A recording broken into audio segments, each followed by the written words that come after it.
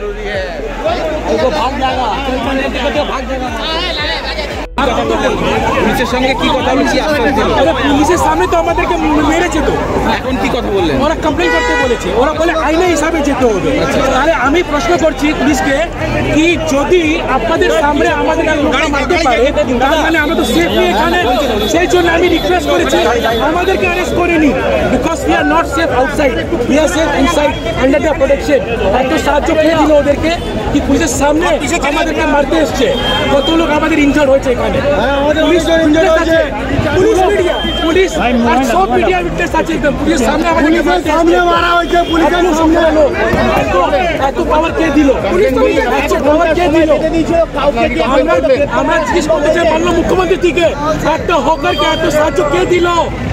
একটা নিউমার্কে একটা হেটের জায়গা আছে, সেখানে কি গুন্ডাগিরি চলবে? আমাদের ভালো দোকানদার কি সেখানে ছেড়ে চলে মার্কেটে ছড়ে চলে যাবে? আমি আর বলতে পারি না। আমি পুলিশ তো 1 ঘন্টা সময় দিয়েছিল, কি হবে? পুলিশ তো 1 ঘন্টা সময় দিয়েছিল, ঠিক নেই, 1 ঘন্টা ঠিক নেই, আর বলতে পারবো না, বলতে পারবো না। আপনি জিজ্ঞেস করেন পুরো দোকানদার আমরা মার্কেট বন্ধ করে এখানে দাঁড়িয়ে আছি। কার কোনো স্পেসিফিক নাম আছে? কার গ্রেফতার করা হয়েছে? 1 ঘন্টা সময় গ্রেফতার করা হলো না। পুলিশ কি বলছে? পুলিশের জন্য আমার তো লোক গিয়েছে ওখানে কথা বলতে, ওর পরে আমরা ডিসিশন নেব। আপনারা লিখিত অভিযোগ জানিয়েছেন?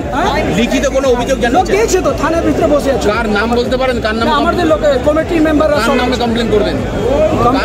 কারা যাকে মিডিয়া আর পুলিশ দেখছে নামটা বলুন, আমরা তো নাম চিনি না। ঝামেলা হয়েছে আমি ভালো করে জানি না, আমরা দেখছি সবাইকে কার নাম আসবে ওটা অনেক লোক ছিল, 100-150 লোক ছিল, কে ছিল না ছিল ওটা আমরা দেখছি, পুলিশকে ওটা দায়িত্ব দিয়েছি, পুলিশের কাজ ওটা।